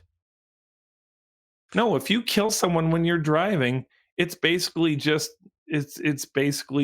well, I had an accident. Bad things happen. Person's dead. Okay, but it's a misdemeanor. My point was, I was fine with the bill laying out that driving and texting, being distracted while you're driving with a phone by texting was not a problem for me. Okay, gotcha. It was the hey, cops can pull you over for it and you get a giant fine. That's the part I had a problem with, because no one was hurt. There were no problems. It got to be the point, for me, the point was someone being injured by it, which you said, well, there we could find common ground. And that's the way I would have written that. There were versions of bills that were like that we couldn't get anywhere. I don't know why, but no one seemed to be interested in it. But that wasn't the bill that presented itself. I don't disagree with you there. That's because when it's all said and done, the only purpose for all of these laws and all of this legislation is to continue to take away and erode away at our personal liberties. I agree, but it was a liberal that wrote that bill, not a conservative. Hold up, because I'm getting really frustrated with the idea that either we take your brand of government or we just devolve into this anarchy. How about we just get back to having a constitutional republic? How about that? How about we try that? Because we haven't had one of those in my lifetime. We haven't had one of those in your lifetime, Tim, and you've been around for a little while. So how about we just get back to that? I think that's the healthy medium, right? Is getting back to actually running this nation, or having a nation that is run as though our founders meant for it to run. Right. So we can talk about this particular bill, but my frustration with the is that the Republicans are still buying these damn wolf tickets, right? They well, yeah, we can all. You're right. I don't want kids to die. I don't want that. I can't be seen as wanting children to die. So yes, I'll absolutely no more cell phones in school zones. Absolutely not. If you are seen even holding a cell phone in a school zone, we are going to prosecute you. Absolutely not. And so, yeah, we'll do that. And then I've always argued, do it on the insurance side. If you're holding a cell phone in a school zone and you get caught, you should get a point against your insurance on it. But once again, we're getting back to the place where we are forcing people to buy something that they don't necessarily want. Say what again?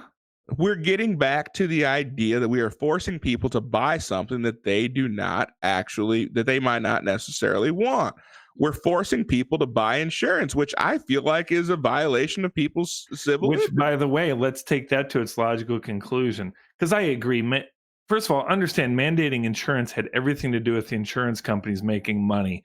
That's why it was passed. People could talk about these altruist reasons. It was all about money. But let's go there and say that not everyone has to have insurance. So let's say you're uninsured, you're distracted driving, and you hurt someone and it causes damages. Okay. Then I think you should have your house taken from you. I think you should go to debtor's prison. Okay. Until you can pay it off. That's what I think. Okay. If you want to take this to its logical conclusion, that's what you should do. But we don't do that. We're like, well, you gotta let that's what insurance is for. Somewhere. Insurance. I know, but if someone doesn't want to be insured, let them have that right to not be insured. But then if they owe somebody some money, that person gets their money out of their hide. Okay. Isn't that a fair, logical conclusion? That doesn't sound like Maoism at all. Go ahead. That's not fair? Sure, why not? Okay. So let me tell you this, Q. I'm not insured, and I'm talking in pure sense. I'm not insured. Okay. But I do something that puts you into the hospital for 6 months with all these bills. Who should pay it? There should be restitution for sure. If you did something that caused bodily harm to someone else, then yes, for sure. And let's say it's $250,000. I can tell you right now, my net worth is not $250,000. Okay. Okay. I can tell you that for sure. Let's say it's $250,000 that I owe you because in restitution, I'm not talking about perceived restitution. I'm talking about paying the bills. Let's even include lost wages, whatever. But let's just say $250,000. In your model of you don't have to be insured, you don't have to do this, who should pay it? The person who. That's right. I should still pay it. So you should be able to take my house. That isn't going to be enough. You take my car. That isn't enough. You take my wages for the next however many years until you get all your money back. You should be able to take that. Well, society's not going to be okay with that. Isn't that how things work now with lawsuits? There's some inherent protection. Like if I have a judgment against me or the state decides, hey, we're going to take your house because you haven't been paying taxes. Isn't that how that works? It's actually not that it is impossible, but it's pretty tough to take someone's house and car. It can be done, but it's tough. Okay, so by the way, I'm not agreeing with that model. I'm just saying that that's the logical conclusion. No, and I'm asking you, isn't that what it is now? Except we have this layer of insurance in place where everyone has to buy it. So there doesn't necessarily need to have this. Right. Now, in defense of the insurance companies, and now I'm treading on thin ice because I don't like insurance companies, but in defense of insurance companies, before there was a mandated insurance was still paying for it. That's one of the problems, is it just ended up being someone else's insurance. It had, because you have to pay for these things. Or it ends up being, like if it's hospital bills, it ends up being a debt on the hospital, and then they spread it out to other people, which is other insurance companies. So to an extent, not that I agree with mandated insurance. Again, it was just a way for people to make a bunch of money. But there is some sense to it that if you're going to apply this set of rules, then it's going to have to come along with certain consequences. And this set of rules that insurance is going to pay for it somewhere through the courts, then you make people have insurance. I kind of get it. Don't agree with it, but I get it. So let's get back to the sticky conversation that no one really wanted to have. Let's get back to talking about this particular deal with the with New York, right? Because I would assume, if I know you the way I think you do, that you've stated that any law or any legislation that would infringe on someone's rights to own a firearm in any way, you are against, right? Correct. So where do you draw the line, though? What do you mean? Where do we draw? Because you could say, are you allowed to have a guided missile? Yeah, I think there's. Although, by the way, I don't even want to get it that far. There is an answer for that, by the way. That's getting way off in the weeds. Oh, that's where I thought you were going. Go back. No. That's where I draw the line. No. So which liberties do you feel are okay to infringe on? Because you voted to infringe upon my liberty to use the cell phone that I own, that I pay for, that I use to conduct business. Where is that in the Constitution? What? Where is that in the Constitution? My right to conduct business, to do whatever the hell you want with your cell phone. My right to conduct business? Oh, well, first of all, that's not. I don't think you have to show me where that's in the Constitution, but I believe that's number 10. No, you keep going back to 10. 10 is a states' rights thing. Read that close. It also includes the people in there. What do you mean it's just a states' rights thing? I got to bring it up again. You don't. You're totally misreading the 10th Amendment. I mean, like, so totally reading. And I know Rakita's head is exploding again. He is typing in all caps now. 10th Amendment. The powers. Listen, the powers not delegated to the United States by the Constitution. Okay. So what's not in the Constitution, nor prohibited by it to the states, okay, so that's still the Constitution, are reserved to the states respectively or to the people, okay? So there's a hierarchy there, and there's a presumption that, of course, I agree with you totally. Okay, and what does the 14th Amendment do? The 14th Amendment, I agree with you, is very messy, especially the interpretation of it with Nick, which court was it that really screwed with the 14th Amendment? Nick, answer me. I don't think been a long time since I studied that. The 14th Amendment was icky to begin with. Was it the Warren Court? But it was icky to begin with. But yeah, I agree with you totally. The 14th is run amok. I won't disagree with you there. Okay, that's why we get all sorts of crazy things, and that's why we have effectively states don't have half the rights that they do. Okay, so again, should have.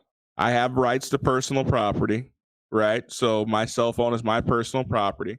Mm-hmm. So you've stated you have rights to use things irresponsibly. So do you have a right to use a gun irresponsibly? Who's to determine? Wait. So you have a right to use your gun irresponsibly. Yes, I have the right to use my gun irresponsibly. No, you don't. I do. You commit a crime. Wait. We didn't say a crime. You said irresponsibly. If you use a gun irresponsibly. Shooting from my left shoulder, shooting up in the air, shooting. I mean, so yeah, I have the right to do that. I have the right to shoot while driving down the road on my property. Some people would say that's irresponsible. Some people would say that shooting a gun in my backyard without opening up my window is irresponsible. Some people say it's shooting a gun in my house would be irresponsible. Yes, I have the right to do that. It's irresponsible. Yes, but I have the right to do that. So, yes, I do have a right to use a firearm irresponsibly. So let me flip this on its head. Let me ask you a question. When is it proper and just to think about someone else and their interests, not about their rights? When is it right for you? Don't make this about them, make this about yourself. When is it proper and just to think about someone else before yourself? If my rights are going to take away from their ability to live freely, then yes, it is time for me to check my rights. Such a selfish perspective. That is amazing. Well, you asked a question, I gave you an answer. Yeah, but that's I like when we kind of find these, because you and I agree actually on quite a bit. We kind of whoop it up here quite a bit, but there's every once in a while we have a very real moment where I just fundamentally disagree with you, and I go back to that. Empathy is a higher order than my individual rights. You don't get off the hook. So at what point, ask the same question to yourself and answer it. Right. At what point? Wait, ask me, because I don't know what you're asking me. So at what point do you have to check your rights? At what point do I have to check my rights for other people? Yeah. That's when I try to look at that every decision I make. I mean, maybe not literally every decision, but I try to do that as a priority. I can tell you that for sure. I think of the other person's interest before mine on a daily basis. That's called sacrifice. That's called doing something for the betterment of the other person. You know, that's the greater love has no man than this. We get back to socialism. If you want to call what I just said, greater love has no man than this, that he lays down his life for his brother, or what's the greatest love? Love your neighbor as yourself, and you call that socialism, then you finally have me. I'm a socialist. Okay, if that's how you define socialism, then I guess that's what I am. But I will tell you that when I go before my God, and that's who I put as the highest priority, empathy towards other people is always going to go above my individual interest. It's not that I don't choose for myself. I'm sinful and selfish. Socialism to every group of people that have ever adopted it is putting. Say what now? That's how they sold socialism to every group of people that have ever adopted it. Oh, I don't disagree with you, but they've misused that truth. Christianity, okay, I'm going to be careful how I say this, okay? Christianity is technically, God, I'm really going to get railed on this one, in its purest, godly, non-sinful sense, is very much a collective way of looking at things. I don't disagree with you, okay? But that's not socialism, because the socialism we're talking about is real world socialism, okay? And socialism always has a presumption of taking away from one to giving to another for the sake of power. It's a power thing. Christianity is not about gaining power. It's about relinquishing power. Why? Because God is the one that has power, not us. Okay? So it's a priority thing. I'm not disagreeing with the idea that we are relinquishing power to, but I feel as though the government has essentially tried to replace God in my life, and they are trying to put themselves in that place as ultimate authority over me. I don't mind relinquishing some of my personal desires and my personal interest for God's sake. Sure, I'll do that for him. He's earned it. But at the we've earned nothing. God doesn't have to earn anything. Well, no, I'm saying Jesus Christ died for me. Hey, you know what? Hey, I'll give up certain niceties that I want to afford myself. I'll give up certain things that I want to do. What the Apostle Paul said, I have to die to myself. He said that the things that I want to do, I do not. Right? The things that I don't want to do, I do all the time. And that's paraphrasing. I get it, but you get the gist of it. Mm-hmm. But I feel as though, but that is still my right to decide. Even God himself gives us free will. He doesn't shove it down our throats and say, you're going to do this or else. But the government does that to people all the time. But yet you still have not given me an answer though, Tim. How do you decide in your mind which rights that you are going to protect and which rights you are not going to protect? Because I can't answer your question. You pose these questions that sound neat and clean for you, and they're not neat and clean questions or answers. Okay, well, you tell me. You wanted to distill it down to your fundamental libertarian principle way of understanding. I'm telling you, this is not about which. You can't ask me which rights am I willing to give up and which ones am I going to defend, because that's a bunch of crap. Let's clean it up then. Let's clean it up. Okay, I'll give you another shot at it. Go ahead. No, and this is okay. So wait, pneumatic audits? No, God does not send anyone to hell. We send ourselves to hell by rejection of salvation. So God doesn't send anyone to hell. People make the decision to send themselves to hell.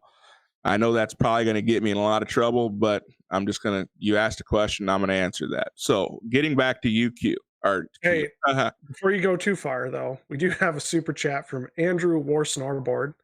Wars. Wait, what? War Snowboard? Is that right? Anyway, he says, Tim, have you ever laid down your life? Who have you ever laid your life down for?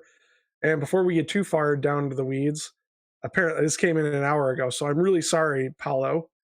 When it comes to individuals versus community, we are already too far down the road when we start the conversation with cell phone laws. When it's taken for granted that we have politicians above us who can even discuss such a law, personal liberty is gone. So Okay. let me answer Andrew. War snowboard? Is that how we say it? War snowboard? I just go with war snowboard. Well, I'm still alive, so obviously I haven't died in the sense that like I've thrown myself on a hand grenade, proverbially speaking, or literally speaking. Well, I would say that it's the willingness to die. You have to die? No, just having the willingness to die. Not that you did die, but that you put yourself in a place that you could. Yes, I have. Well, I've had to have state trooper protection at the Capitol. I don't know if that's what they're talking about because people wanted to harm me before. For the No, position. but did you put yourself like in front of a boulder to save a family? But see, you don't necessarily have a bullet coming at you, sort of thing, or it's someone else and you jump in front of it. But like today, I was in St. Paul, and we were praying outside Planned Parenthood for everyone, by the way, including the clinicians that were in there, including the moms that were going in there, the babies that were being slaughtered, all those different things. We're praying for that, and do I put myself at some level of risk? Sure. I mean, I didn't feel personally threatened. The only thing I got was like 2 FUs and a middle finger. That's the only thing I got. So is that really laying down your life? No. But you have to have an attitude. For my wife, I lay my life down for my wife every day. And when I don't, that means I failed, because then the next day I try to make sure that I lay down my life for my wife. And you've served in the military as well. So I think military. a lot of ways. I don't know if I'm even answering their question, but those would be the best examples I could give. I think obviously. I served in the military answers that question. Oh, okay. Yeah. I made it way too complicated. Sure. Yeah. I think you did. Yeah. Okay. Yeah, I mean, the fact that you've served in the military, you definitely any service member puts their personal desires. You don't go where you want to go and do what you want to do on a daily basis. You're definitely putting your own personal desires on the back burner. Yeah. So, and we thank you for your service for that. Yeah, thanks. But no, I'm getting back to the original question that we had before. You voted yes on a cell phone bill. So you said, so in your mind, and you're a very thoughtful individual. So in your mind, you felt that taking away my right to, or choosing to tax me for using my phone improperly while driving, okay, was okay. So that was a right that you could take. But taking away my right to carry a firearm anywhere but to a range and to my home is crossing the line. So why is it crossing the line for me to conduct business in my truck while driving on my cell phone? Mm-hmm. Why is that crossing the line, but saying that I cannot carry my pistol anywhere but between home and the range, not crossing the line? Right. I actually did answer it, so I'll answer it again. It may not be the answer you're looking for, but the answer is that's the legislative process that I've been elected to do, to look at all the different things at hand and weigh the different things and make the decision in the end. Now, are my decisions all right? Probably not. I mean, I'd like to think that there's only been 2 votes I've ever taken that I've just, like, I could even argue with that it was not good that I took those votes, but there was, again, a reason why I did. But other than that, I've taken hundreds of votes that I stand by, and I think they were the right decision. Why? Because that's how I voted. Okay. And you would agree with probably 98, 99% of those votes. But on an example of this where we disagree, okay, the collective thought of all things included when it went through the House, when I voted no, to when it went through conference committee, certain things were stripped, certain things were not, certain things were discussed, certain things were not. I came to the end that it was better for me to vote yes for it, if you will, as a signal to someone. You know, your vote means more than just yes, this is right, no, this is not right. Sometimes your vote is a signal. On Real ID, I voted to pass it out of committee when I was on transportation committee, and I caught a lot of heck for that. And I said, listen, I'm not going to vote for it on the House floor. Well, then why'd you vote for it on committee? And I said, because that's the process that it needs to go through. Okay. That's what I had to do. I had a responsibility to pass it out of committee. Okay. All your votes are not yes, it's good, no, it's bad. There's lots of things that you have to decide that go into your vote. Not everything is black and white. There's plenty of gray in all this stuff. So you try to make the best decision possible. So when is it right to vote to defend a right, and when is it right to perhaps infringe on that right? Depends on the situation. I'd like to think that I put as a very, very high priority someone's individual rights, their freedoms, their liberties, all of that we're given in the Constitution and what makes up the United States of America. I defend those by far and away. But there are times where you have to look at a situation and say, you know what? The greater good in this situation is to go that direction. And it may be a little bit away from the freedoms that you're talking about. My most ardent two libertarians are in, you know, for people that aren't in Minnesota, maybe even some people that are in Minnesota don't know that I'm part of a 4-person new House Republican caucus. We broke away from the greater House caucus, our greater Republican caucus in the House. We formed our own of 4 people. All 3 of the other guys are more libertarian than I am. Draz isn't quite as libertarian as the other 2, but Cal Barr is probably the most purest libertarian that I've ever seen, even more than Jeremy Munson. And you've had Jeremy on the show, so that should surprise you. Okay. Yeah, he was great. He's about as close to what Cal Barr is about as close as to what you would want to have a libertarian. And I can't give you the example of the vote, but I can tell you there's been a couple of votes where you would say, well, that's not how a libertarian votes. How could he vote for that? Did he slip that day? You know, is he getting mushy because he's in government? No, because there were factors that were I wish I could give you an example so I could point to what those are, but I can just tell you that he's had to have some votes that probably aren't pure libertarian.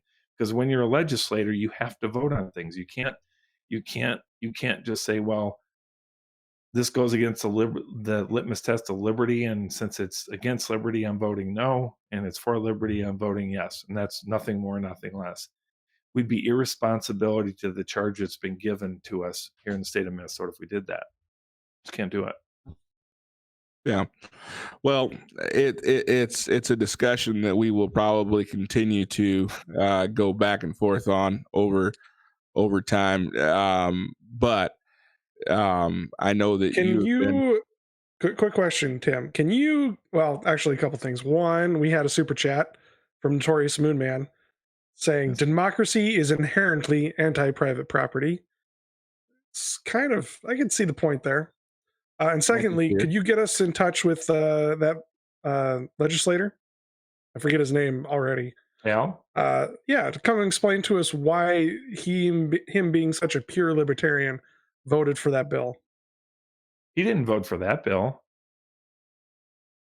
Of course he didn't. Because libertarians are inherently consistent. No, the point I'm not going to bring him on the air to dig up some vote that he did that wasn't purely libertarian, because I don't know if he'd even remember it. You also have to remember, you guys think that all we do is vote on these big, obvious things. We have procedural votes. We have bills that are in process. We have icky omnibus bills, although he votes for no for all omnibus bills because he's a single issue bill sort of person. That's his biggest thing. So he'd never vote for an omnibus bill. But I'm just saying that I'm just telling you that I was trying to make a point, not to indict him. I'm trying to make a point that even the most ardent libertarian at the Capitol has still had to make some votes that you might say, well, that could potentially take away one of my liberties, because we have a greater responsibility than just liberty, no liberty, vote yes and vote no. That'd be irresponsible to our voters. That still would be, I think, an interesting conversation. I don't know But that they yeah. even know what I'm talking about if I said that. You don't want it. Well, no, but your point Hey, is Cal, that can even you come on this show so they can find out what you voted for that wasn't purely libertarian? no, that's not what I was getting at. It was like, how is this pure libertarian? What's his thought process on it? On what? Like, On this? we know All this stuff? not this particularly, but votes that he may himself think takes away liberty or is anti his position, but he voted yes for them anyway.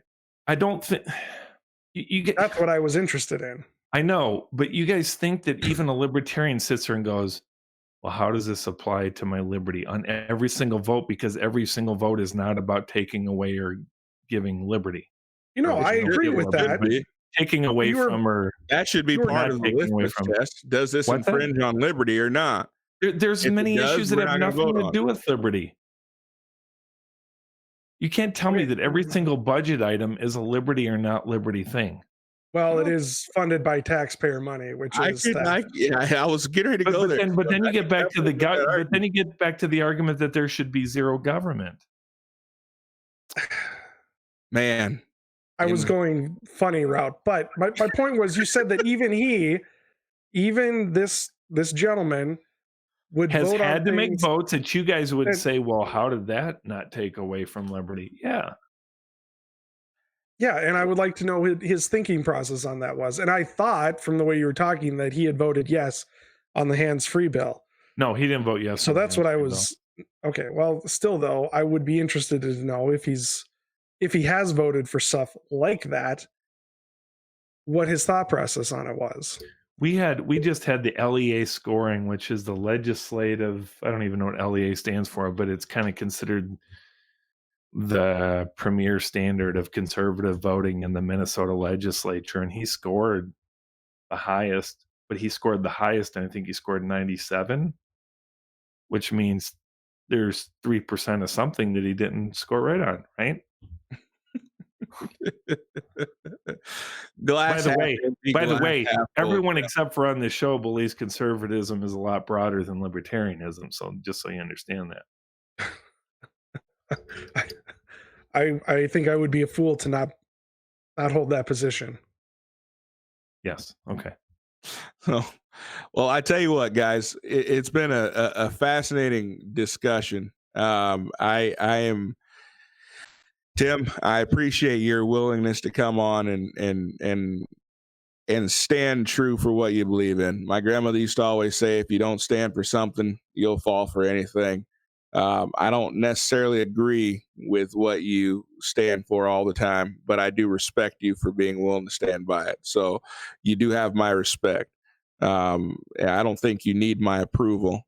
And that's not what we live for, but I think that we can still respect each other, and I do respect you. So I don't agree with you all the time, but I do respect you always. So thank you so much for coming on the show and talking about that. But this is something we need to think about. We do need to have more of a discussion about this in the future.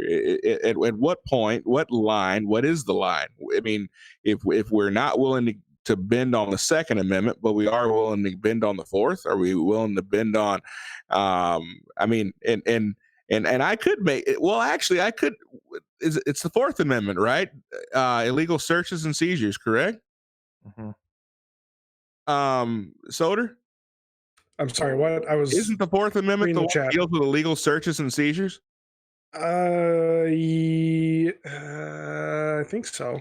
Okay, I if I'm wrong, forgive me, but I'm sure Nick will make fun of me if I had that wrong. Search and seizure, Fourth Amendment. Okay, so there you go. So that hands-free bill that you voted it for is directly it goes directly against illegal searches and seizures, because you are giving them the right to search my private property without cause. So let me make a point of emphasis here. I think all the constitutional rights need to be challenged. Okay, so even these people that are challenging the Second Amendment, it's well within their right to challenge it. I'm just going to challenge back because I disagree with them on the points that they're making. But that does not preclude us from having the discussions on the Second Amendment. Again, that's what the courts are for. Okay. How does whatever just happened apply to the Second Amendment? Now, I don't like people that believe that the Constitution is living and breathing, because that's just an excuse to make the Second Amendment whatever you want. Okay. Right. But I do think that what happens today, if it challenges the Second Amendment or the Fourth or the 10th or the First or whatever, that's a healthy thing in a free society. We need to be able to challenge and question these things. So even like, here in Minnesota, we have the Moms Demand Action. That's the big political action committee that's going for gun rights and got a bunch of Republicans unelected the last election cycle in the suburbs. They have a right to argue what they're arguing. I don't want to squash that. They come in and they hammer us in public safety committee. That's perfectly their right. But I'm going to push back. But that's how you hopefully end up in this free society. This whole individual rights versus collective society stuff. Hopefully you end up in the best place possible. And there's going to be mistakes that are made. There's going to be things that are wrong that have to be changed. But that's a continuing process. I don't have a problem with that. That's what we should be struggling over this stuff. Well, it's always going to be a point of discussion, and what we strive to do here is not necessarily only discuss things with people that we agree with, but to also find common ground with people that we don't, and whether that's someone that's to the right or whether that's someone to the left. So I do appreciate your always being a friend of the show and being willing to come on and have these discussions. And even though sometimes you find yourself in the minority, at least now I have to get you a little hat now, since you now know what it feels like to be a minority. So I know been a minority. I didn't get it at first when Nick said that. I was thinking too serious. That was a good one.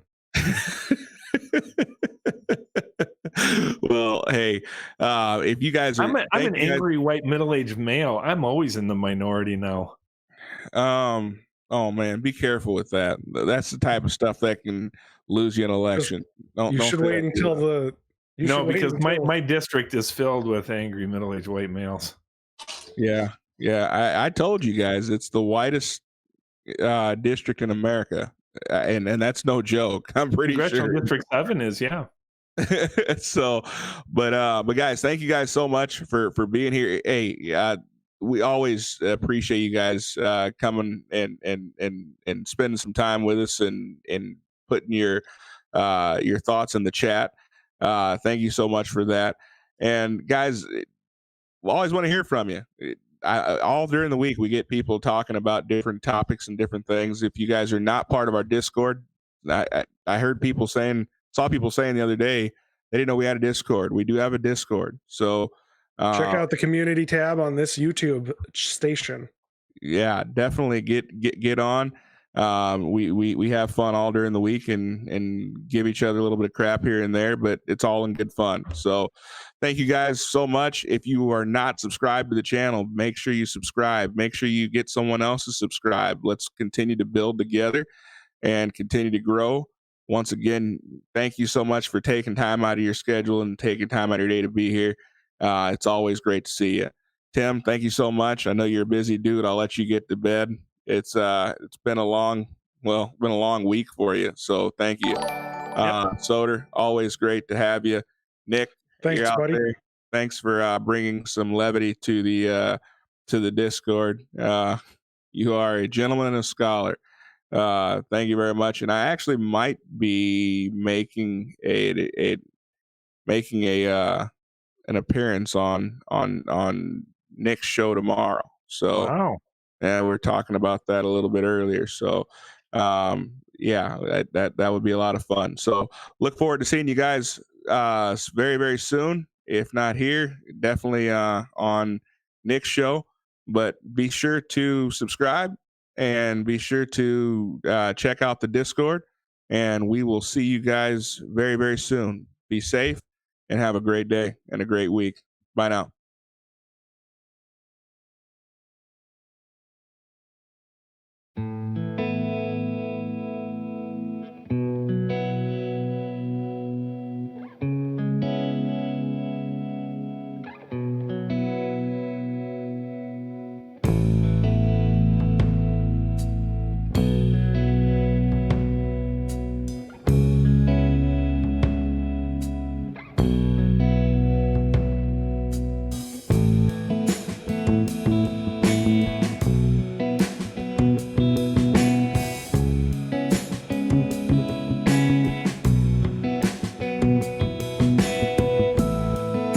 you.